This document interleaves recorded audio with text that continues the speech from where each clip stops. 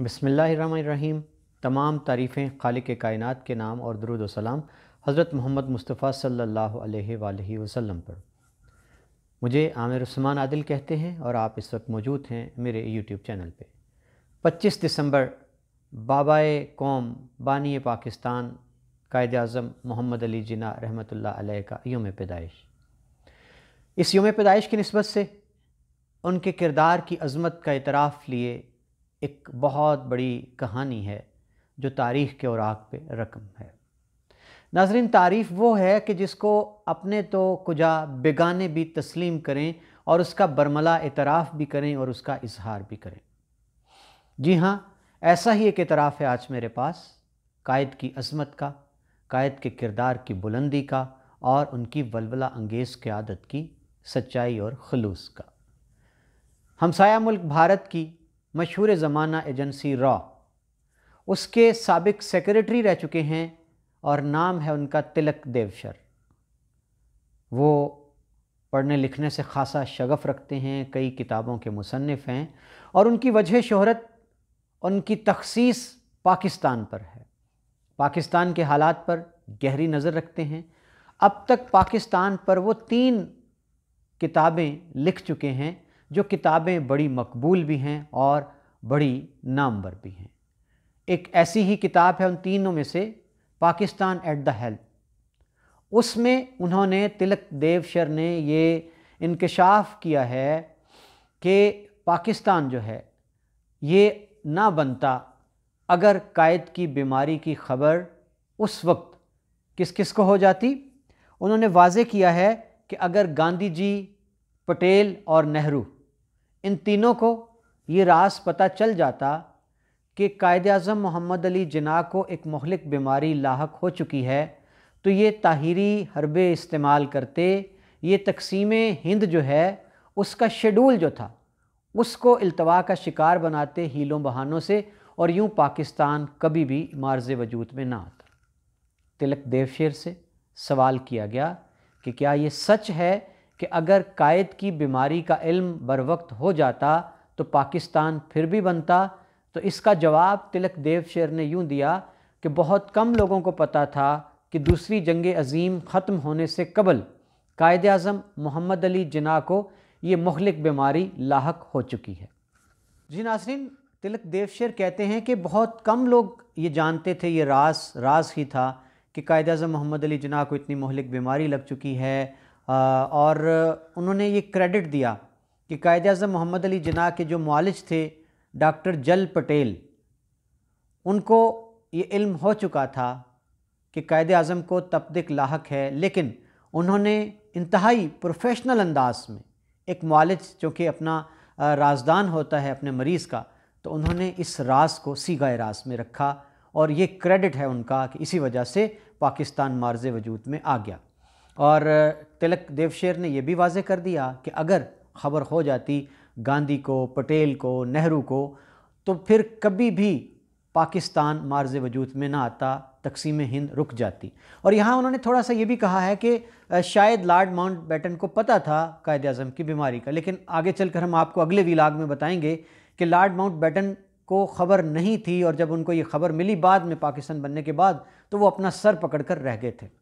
जी नाज़रीन, और यहाँ एक और बड़ी दिलचस्प बात है मेरे पास आज की इस व्लॉग में कि अमूमन जब बात होती है क़याम पाकिस्तान की, मुस्लिम लीग के किरदार की बात की जाती है और कहा जाता है कि मुस्लिम लीग पाकिस्तान बनाने वाली जमात है।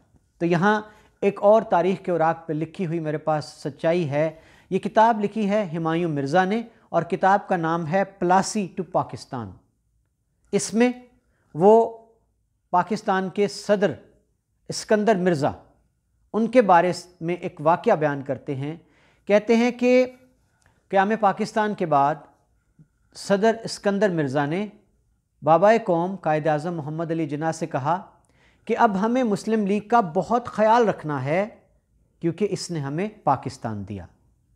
तो इस्कंदर मिर्ज़ा कहते हैं कि कायद आज़म मोहम्मद अली जिन्ना फ़ौरन बोल उठे कि कौन कहता है कि मुस्लिम लीग ने हमें पाकिस्तान दिया? पाकिस्तान मैंने सिर्फ़ एक स्टेनोग्राफ़र की मदद से बनाया है। जी नाज़रीन, मैं दोबारा अल्फाज दोहरा रहा हूँ जो तारीख़ के औराक में लिखे हुए हैं قائد اعظم کو سکندر مرزا نے کہا کہ اب ہمیں مسلم لیگ کا بہت خیال رکھنا ہے کیونکہ اس نے ہمیں پاکستان دیا، تو قائد اعظم محمد علی جناح نے بلا تامل فوراً یہ کہا کہ کون کہتا ہے کہ پاکستان ہمیں مسلم لیگ نے دیا؟ پاکستان میں نے اپنے ایک اسٹینوگرافر کی مدد سے بنایا۔ ناظرین، میں نے آج کے اس ویلاگ میں آپ کو دو بڑی باتیں بتائیں جو تاریخ کے اوراق میں رقم ہیں، دونوں بڑے ہی انکشافات ہیں اہم۔ نمبر ایک تو یہ ہے کہ جو انڈین خفیہ ایجنسی را ہیں، ان کے ایک سابق سیکریٹری ہیں تلک دیو شیر، انہوں نے کتاب لکھی ہے اور اس کتاب میں یہ بات باقاعدہ طور پر واضح ہے کہ قائد اعظم محمد علی جناح کی بیماری کا علم قطعاً کسی کو نہیں تھا۔ اگر یہ علم ہو جاتا گاندھی کو، پٹیل کو، نہرو کو، تو وہ کبھی بھی پاکستان بننے نہ دیتے اور ہند کو تقسیم نہ ہونے دیتے۔ اور ساتھ ہی انہوں نے یہ بھی کہا ہے کہ یہ الفاظ سننے والے ہیں، ان کا یہ کہنا ہے تلک دیو شیر کا کہ پاکستان بنانے میں واضح کردار محمد علی جناح کا تھا، اور انہوں نے یہ بھی کہا ہے کہ جو باقی مسلم لیگی تھے، لیاقت علی خان اور دیگر رہنما، ان کے اندر اتنی قابلیت نہیں تھی کہ وہ تحریک پاکستان کی پیروی کرتے۔ یہ انہوں نے واضح طور پر کریڈٹ دیا ہے پاکستان کو، اور میں سمجھتا ہوں کہ یہ بانی پاکستان جو ہیں ان کو کریڈٹ ہے، اور اس کریڈٹ کا اعتراف ہمسایہ ملک کی ٹاپ کی را ایجنسی کے سابق سیکریٹری نے کیا ہے، جو کہ خود بھی ایک بڑے ہی فاضل اور عالم شخص ہیں، اسکالر ہیں۔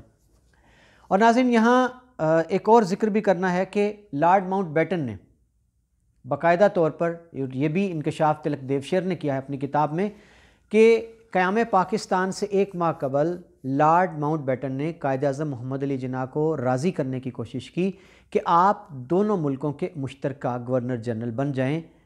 جب قائد اعظم نہ مانے تو اس نے کہا کہ اس طرح آپ کا کردار محدود ہو جائے گا، آپ کے اختیارات محدود ہو جائیں گے۔ تو محمد علی جناح نے اس کو ٹکا سا جواب دیا اور کہا کہ آپ میری فکر نہ کریں، میں جو کہوں گا میرا وزیر اعظم وہی کرے گا، میں اس کو مشورہ دوں گا اور وہ مشورے پر عمل کرے گا۔